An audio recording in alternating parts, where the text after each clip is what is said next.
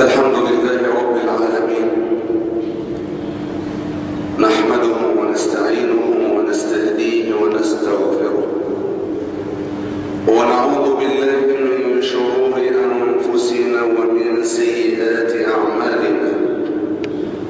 من يهده الله فلا مضل له، ومن يضلل فلا هادي له، وأشهد أن لا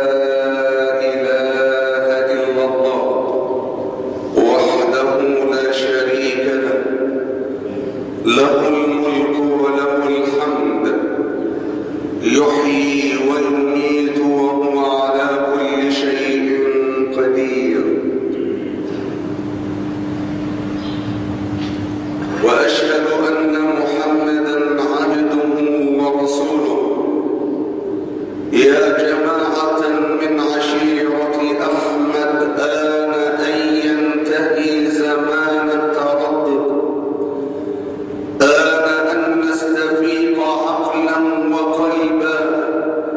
ليس بالأمنيات فالأمر أبعد. كيف نرضى بوصمة الجهل فينا والنبي الكريم بالجهل ندد؟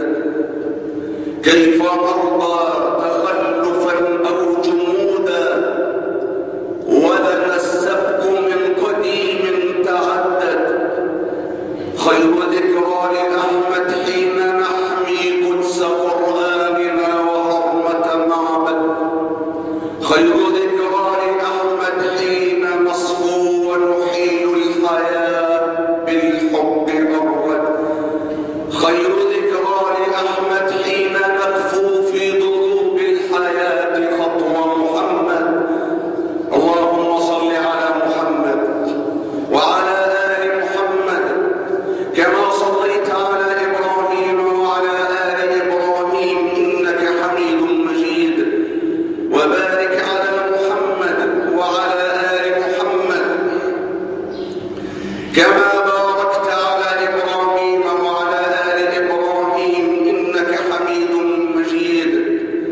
يا أيها الذين آمنوا اتقوا الله حق تقاته ولا تموتن إلا وأنتم مسلمون. يا أيها الناس اتقوا ربكم الذي خلقكم من نفس واحدة وخلق منها زوجها وبث منهما رجالا كثيرا ونساء، واتقوا الله الذي تساءلون به والأرحام إن الله كان عليكم رقيبا.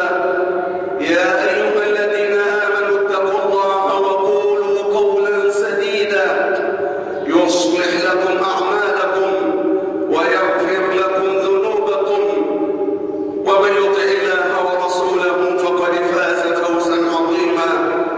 أما بعد، فإن أصدق الحديث كتاب الله، وخير الهدى هدى محمد صلى الله عليه وآله وسلم، وشر الأمور محدثاتها، وكل محدثة بدعة، وكل بدعة ضلالة، وفي رواية وكل ضلالة في النار.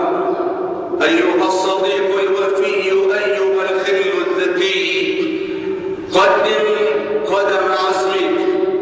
أكرر الكلام لأننا في أمس الحاجة إلى أن تترك مسامعنا بل وأذن قلوبنا إلى هذا الكلام. قدم قدم عزمك، وإياك وإقدام الجبان. وقف وقفة المتخيرين ولا تقف وقفة المتحيرين، فإنما العار والشنار على من اقتحم المناهي فأوردته النار.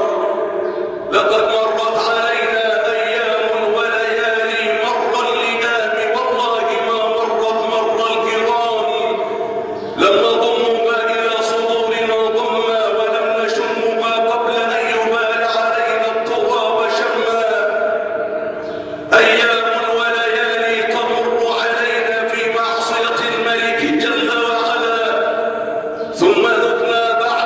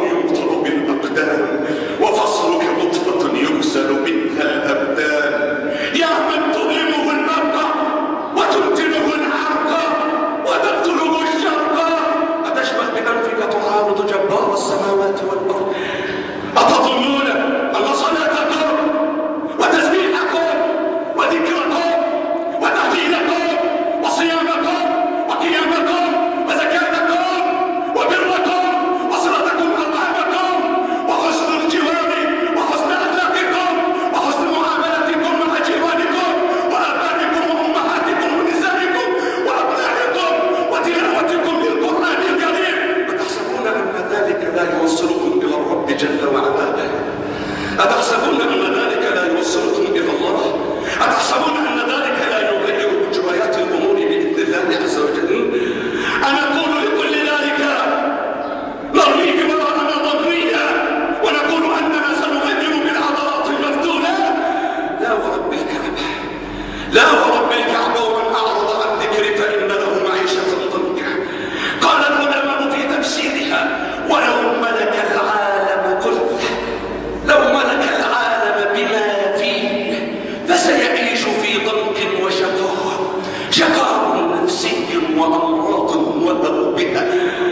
فالله عز وجل قضى قضاء مبرما محكما لا يرد أن من ترك ما لله عز وجل عذبه الله عز وجل بما تركه من أجله. فمن قدم محاب الله ومن قدم محابه ومراضيه على محاب الله ومراضي الله عز وجل عذبه الله بما قدم. فلو قدمت دنياك على الله وعلى ذكر الله عذبك الله بدنياك. فلو قدمت زوجك عذبك الله بزوجك.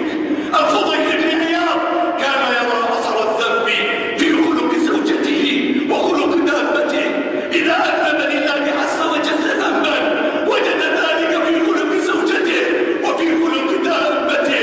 فالذنوب حراقة النعم، الذنوب تحرق النعم كما تحرق النار الحطب، الذنوب تحرق النعم كما تحرق النار الحطب. قال ابن سيرين: عيرت رجلا بإفلاسه فأفلست. وقال أحدهم: عيرت رجلا تناثرت أسنانه فتناثرت أسناني. وقال هذا الشاب إنما خرج من حجرة شيخه وهو ينظر إلى شاب أمرض حسنه الله في خلقته وليس له لحية وكان من عباد الصليب. فخرج الشيخ عليه فقال: ما هذه الوقفة؟ قال: أرأيت إلى هذه الصورة يا شيخ كيف تعذب في النار؟ فقال الشيخ: ستجد غبتها، وغبة الشيء أثر للفعل بعد حينه، أثر للذنب بعد حين. قال: فبعد 40 عاما نمت نومة فقمت ونسيت القرآن الكريم. نسي القرآن بنظرة الحرم، نسي القرآن بنظرة الحرم. فما لنا نعكف على التلفاز الكلب النجس نتحدث ليل نهار في السياسة النجاسة؟ ما لنا نجلس إلى التأوهات المولعة وتنتن المعازف المنجمة؟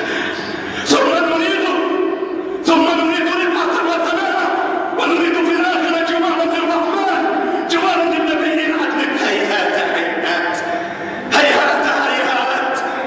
سيأتي يوم وساعة على عرصات يوم القيامة، وسيقف النبي عند كرسيه ليدخل عليه أمته من الذكور والإناث، والنبي يقول: ألا هلم ألا هلم ألا هلم.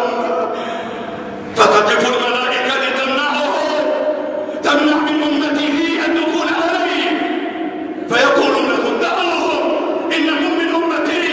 فتقول الملائكة: إنك لا تدري ماذا أحدثوا بعدك، غيروا دينك يا محمد، لم يقولوا بما جئت به يا محمد، فكيف يدخلون عليك؟ قال الإمام أحمد بن حنبل إمام أهل السنة والجماعة، قال: رأي الشافعي إلقه وراء ظهرك، ورأي أبي حنيفة إلقه وراء ظهرك، ورأي مالك ورأي سفيان إنما الحجة بالأثر، إنما الحجة بالدليل. إن استطعت أن لا تحك رأسك إلا بأثر فافعل. قالها سفيان الثوري. وابن عيينة قال: إن رسول الله هو الميزان الأكبر، وعليك تعرض كل الأشياء على دليل رسول الله، على هدي رسول الله، على سنة رسول الله، على الكتاب الذي أنزل على رسول الله. فإن قبلها فهي الحق، ما بعد الحق إلا الضلال، وإن رفضها فهي الباطل.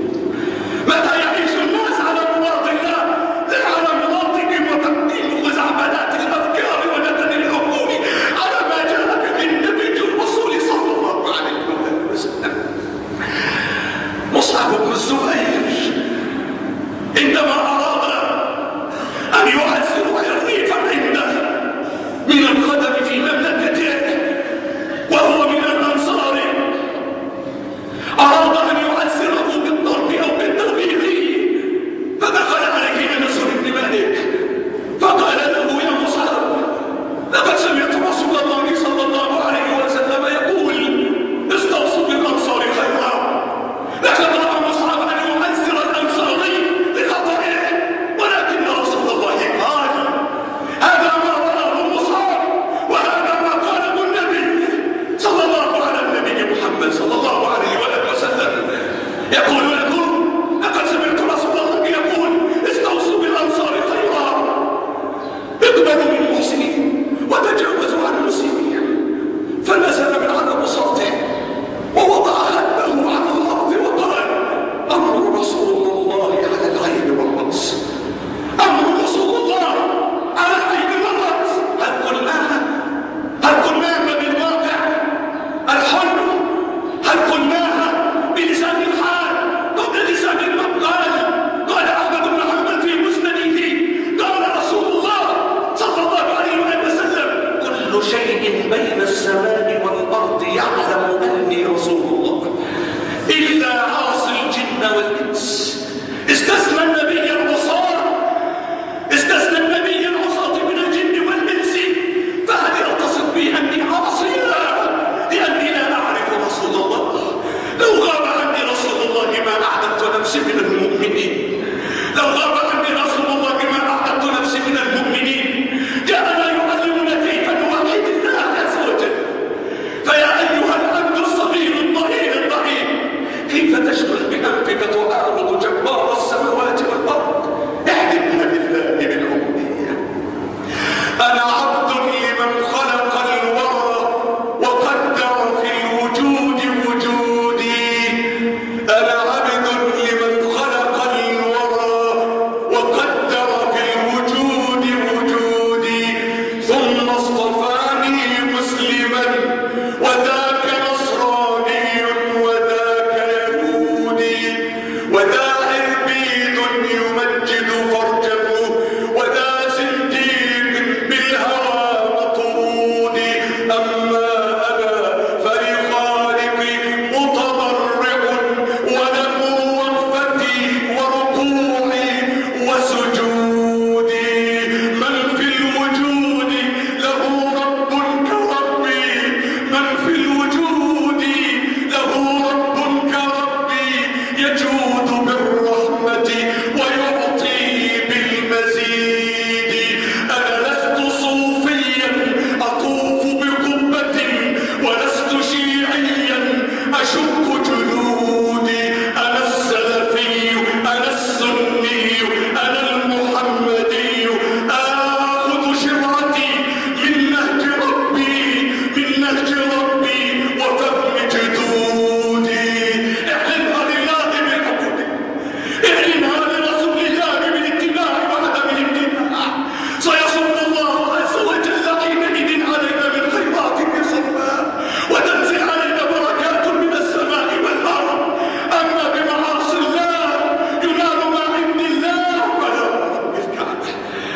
ما جعل الله عز وجل دواء في شيء حرمه، فلماذا لا يرجع الناس إلى عقولهم وينظروا في حالهم مع ربهم مع هذا السواد الكامح، السواد المركب، السفائر السوداء التي مسدلة؟ يظهر الله عز وجل لنا بريقا من النبي، بريقا وشعاعا من النور، فيأتي هذه الأحداث ويأتي معها وفي ظلها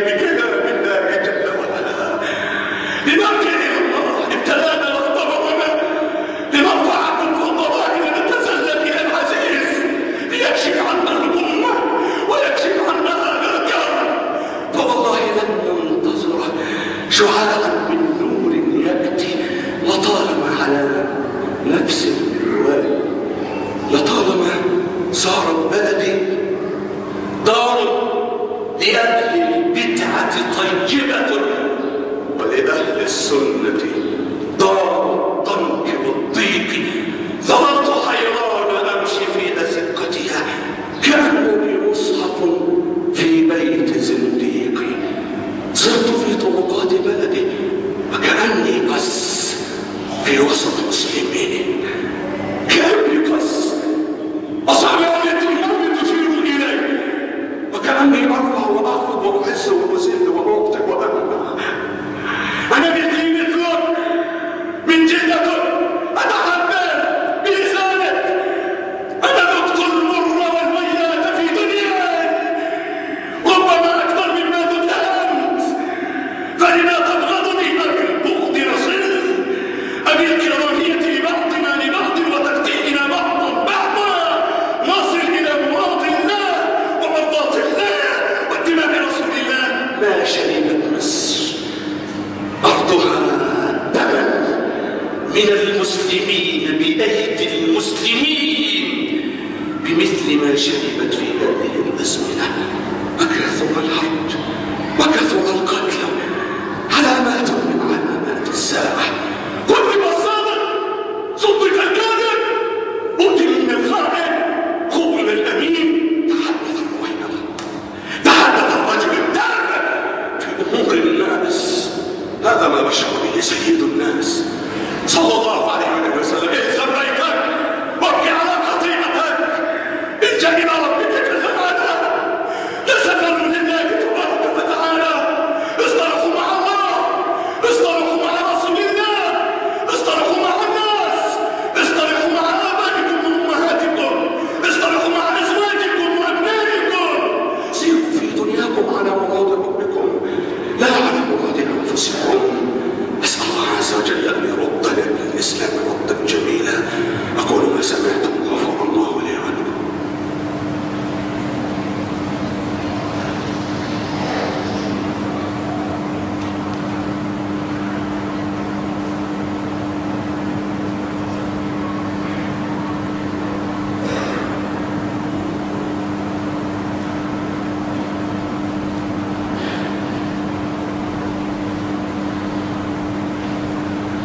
الحمد لله رب العالمين، نحمده ونستعينه ونستهديه ونستغفره ونعوذ بالله من شرور انفسنا ومن سيئات اعمالنا.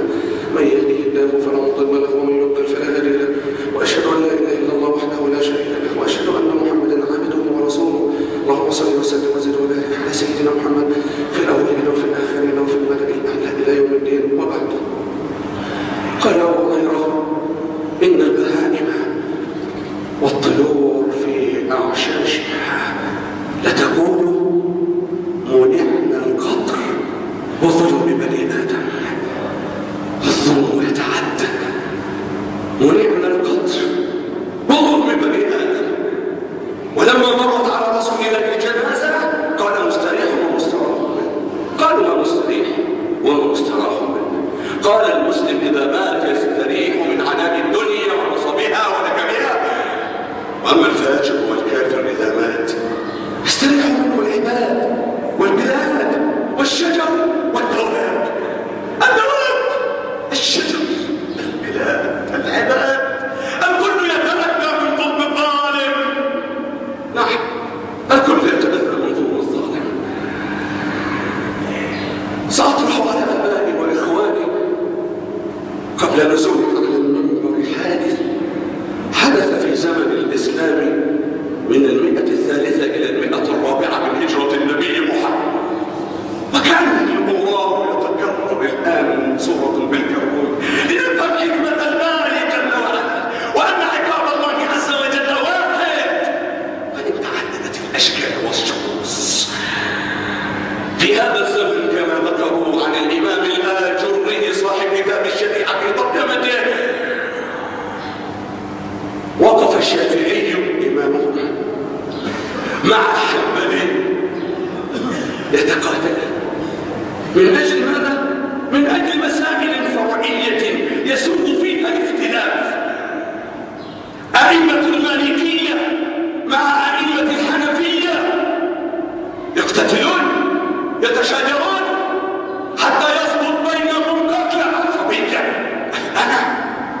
ديني أنا، رأيي أنا، حكمي أنا، دليلي أنا التي تدمرنا. وقفوا ليتقاتلوا حتى سقط بينهم قتلى عند بيت الله الحرام. رأينا ذلك في مكة وفي الحجاز وفي العراق وفي مصر وفي كل أنحاء العالم. نعم، من 100 إلى 104 بعد الناس عن دين الله وقدموا المعقول على المنقول من كتاب الرب وسنة النبي الرسول صلى الله عليه وآله وسلم. في العراق منع الحج ل10 أعوام. القرامطة يمنعونه، يغتصبون النساء ويأخذون الأموال. القرامطة الذين سرقوا الحجر الأسود لمدة 22 عاما، والأمة نائمة 22 سنة. الأمة نائمة والحجر الأسود مش في مكانه مسكون. قال أحد وزراء إسرائيل إن المسلم عملاق لم يكتشف نفسه بعد. مش عملاق يعمل كل حاجة بدماغه وراسه بدراعه، لا، يلوي عنقي وعنقك كالنص الدليل. منعوهم من الحج لمدة 10 أعوام حتى حكم على العراق أميرا اصطلح مع القرامطة على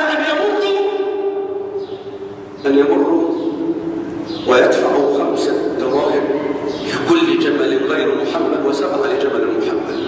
وفي مصر انتشرت الشيعة ال12 الروافض، وكتب على جدران المساجد وأبواب المساجد سبا لأبي بكر وعمر، وزيد في الأذان حي على خير العمل. وقامت فرقة تسمى بالتناسخية تنتمي إلى الشيعة ال12 يقودها شاب يقول بالحلول. قال حل في علي فأنا علي، وحل في زوجتي فاطمة فهي فاطمة. وخرج على معز الدولة ليقول له ويسمح له بنشر مذهبه تحت مسمى الدفاع عن آل بيت رسول الله. تزيين المسميات، فلسفة الذنوب والمعاصي. فتركه معز الدولة حتى قال السيوطي وهذا من أفعال معز الدولة الملعونة. قال ابن كثير في البداية والنهاية وما فعلوا ذلك إلا لجهلهم بربهم وبسنة نبيهم. إما دين وإما حب، ما يفعل بنا إلا بجهلنا وبعدنا عن دين ربنا. فما كان من الله عز وجل إلا أن ابتلاهم بالجوع. كانوا يأكلون السنورة، يأكلون القطط، يأكلون الكلاب. ابتلاهم بالجوع وبالأمراض وبالأوبئة، فكانوا يتساقطون قتلا في الطرقات حتى ترتفع بطنه وتنكر ويعتريها الدود. من دول مسلمين، دول مسلمين. دي دولة الإسلام لما بعدت عن الله وعن سيد الأنام، دول مسلمين. فما كان من الناس ابتلاكم الله لتقولوا يا رب. قال أحد السلف من قال يا رب يا رب قال الله عز وجل له لبيك عبدي سل ماذا تريد، لترجع إلى الله عز وجل. ولكنهم ما رجعوا، دخلوا المساجد، كسروا المنابر، منعوا الأئمة من اعتلائهم على المنابر. لما تسبحون أصحاب اللحى؟ لما تضربون كل مسلم؟ قالوا ماذا سيقولون على المنابر؟ يقولون الله، أين الله؟ ألم يرى ذلنا؟ ألم يرى جوعنا؟ ألم يرى أمراضنا؟ أين الله؟ أين الله؟ كسروا المنابر ومنعوا الأئمة من اعتلاء المساجد وعلى اعتلاء المنابر. أهذه هي فلسفتهم؟ أهذه هي الترجمان؟ ابتدأتم لترجعوا إليه لا لتثوروا على ربكم جل وعلا. لقد جاءتنا أوامر ونواهي أنزل الله على قلب نبينا كتابا، فعلينا أن نقرأه ونتدبره وأن نحل حلاله ونحرم حرامه ونقف عند حدوده، فننفذ الأمر ونجتنب النهي ونصدق الخبر الذي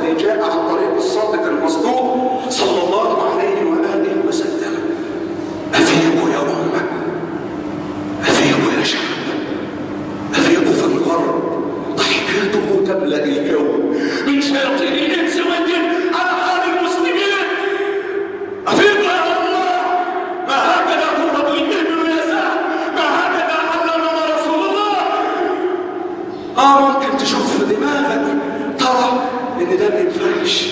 بس ربك قال لك ايه؟ نبيك قال لك ايه؟ في المعركة لما انتصر المسلمون على الكفر جمع النبي الغنائم وأعطى المسلمين من قريش ما لم يعطي الأنصار، فغضب الأنصار. أيعطي قريشا وما زالت سيوفنا تقطر من دمائهم؟ فبلغ ذلك رسول الله فنادى على أسعدهم ثم أمره أن يجمعهم فجمعهم فقام فيهم خطيبا: لو شئتم لقلتم ولو قلتم لصدقتم، جئتنا مطرودا فأويناك، جئتنا مكذبا فصدقناك، ولولا الهجرة لكنت امرأ أنصاريا، ووالله لو سلك الناس شعبا وواديا وسلك الأنصار شعبا وواديا لسلكت شعبا وواديا الأنصار. ثم ختم النبي المختار كلامه بتلك الكلمات التي بسببها ضربت الدموع واختلط اللحى وابتلت اللحى من كثرة الدموع. قال لهم رسول الله: أما ترضون أن يرجعوا بالشاة والبعير وترجعون أنتم برسول الله؟ قالوا: رضينا بك قسما يا رسول الله. عايزين ثورة من البطون، كتاب الله مع الصليب الحاد. احنا عايزين ثورة عشان الحياة تشتغل، عشان ناكل، عشان الإفلاج، عشان البنزين والغاز. وإذا ما أسيء سيد الناس في أفلام المصيبة اللي صار المهجر أو في الدنمارك بصور ما أقمنا ثورة. وإذا ما قتل الناس في صلاة الفجر والصلوات الخمس ما أقمنا مليونية لصلاة الفجر. صار مصيبة الدنيا عندنا أعظم من مصيبة الدين. فضيل لما مات ولده وأهل عليه التراب ابتسم، قال: هتبتسم في مثل هذا الموقف؟ قال: رضي ربي بموت ولدي، أفلا أرضى برضا الله؟ قال: لما مات ولدي عزاني أكثر من 100,000 نفس، ولما فاتتني تكبيرة الإحرام في صلاة الجماعة ما عزاني أحد. قال: لأن مصيبة الدنيا عند الناس أعظم من مصيبة الدين، ووالله لو مات أبنائي كلهم جميعا لكان أهون علي من فوات فريضة فرضها الله علي. دينك ولا دنياك؟ عايز ايه؟ ما تيجي نرجع للنبي. قال: محمد الواكر اعلم أنه رسول الله وليس يعصيه، وإنه ناصره، فاستمسك بغرسه فإنه على الحق. استمسك بغرس محمد. عمر لا يرى ما يقوله النبي وما يفعله النبي في صلح الحديبية من شروط جائزة هذا عقل عمر. أما كلام النبي وأوامر الله تختلف، فنقدم أمر الله وأمر رسول الله على عقولنا. الزم غرسه، امشي وراه، حذو الكذة بالكذة، حذو النعل بالنعل، فإنه على الحق. هذا هو ديننا، هذا هو ديننا. وما كان لمؤمن ولا مؤمنة إذا قضى الله ورسوله أمرا أن يكون لهم الخيرة من أمرهم. استجيبوا لله وللرسول إذا دعاكم لما يحييكم حياة طيبة في الدارين. فإذا ما تعارض العقل مع النقل فقدموا النقل على العقل. كيف تؤمن عقلك في أوامر الرب جل وعلا؟ لقد استجاب موسى ووقف عند النهر، وعن يمينه جبال شاهقة وعن يساره جبال شاهقة، ومن خلفه الخيل الدهم 1000 فارس، 1,000,000 فارس على خيل سود دهم، على رأسهم فرعون اللعين الذي قال: أنا ربكم الأعلى ما علمت لكم من إله غيري. دمار، تدمير. يمسك واحد الفرس وينزل خطوة في المية: يا موسى إننا مدركون، احنا هنغرق يا موسى، هنموت يا موسى. جبال معهم هرب من خلفنا الخيل للقتل والدماء والدمار. يقول موسى: كلا إن معي ربي سيهدين. ثابت عند الرضا في الله، ليس لها من دون الله كاشفة. انت عبد، افعل ما أمرك الله به. أما النتائج فده سأكون عبد الله المقتول، سأكون ولد آدم المقتول. لئن بسطت إلي يدك لتقتلني ما أنا بباسط لأقتلك. سأكون عبد الله المقتول في زمن الفتن، في زمن الفتن. إبراهيم موسى قلها كلمة وقلبك مطلوب الدماء. لا، إذ قال له ربه أسلم قال أسلمت لرب العالمين. قال قتادة سلم نفسك لله وفوض أمرك لله، ألا يعلم من خلق وهو اللطيف الخبير. أنتم أعلم أم الله؟ أنتم أعلم أم الله؟ لماذا لا تستجيبوا لله وتتركوا النتائج على الله عز وجل وألقي في النار؟ فغير الله خاصية الماء نيران الإحرام إلى كونها بردا وسلاما يا نار، يا خلق من خلق الله، يا جند من جنود الله، كوني بردا وسلاما على إبراهيم. المية خاصيتها السلام، تتجمد ويضرب بأعصاب البحر ويسير، تتجمد لموسى وينجو ومن معه وتصل سيلا لفرعون ومن معه. اللهم انصركم، إن تنصروا الله ينصركم ويثبت أقدامكم. وما رميت إذ رميت ولكن الله رمى، وما النصر إلا من عند الله. أنت عليك إنك تنفذ وتري الله منك خيرا بعبوديتك في زمن الحلو، زمن رمضان. لا تشغلوا أفكاركم وعقولكم بما يضر، وسلموا أموركم لله جل وعلا، فكل شيء عنده بقدر. الله عز وجل قادر، الله قادر أن يغير، يعطي بسبب ويعطي بغير السبب ويعطي بعد السبب وبالسبب. فسلموا أموركم إلى الله عز وجل وأروا الله منكم خيرا، أروا الله منكم خيرا. الزموا بيوت الله، الزموا كتاب الله، اصطلحوا مع المساجد، اصطلحوا مع الناس، ابتسم في وجه أخيك المسلم، أصلحوا من بيوتكم، استروا نساءكم، علموا صبيانكم وغلمانكم كلام الله عز وجل، انشروا القرآن الكريم.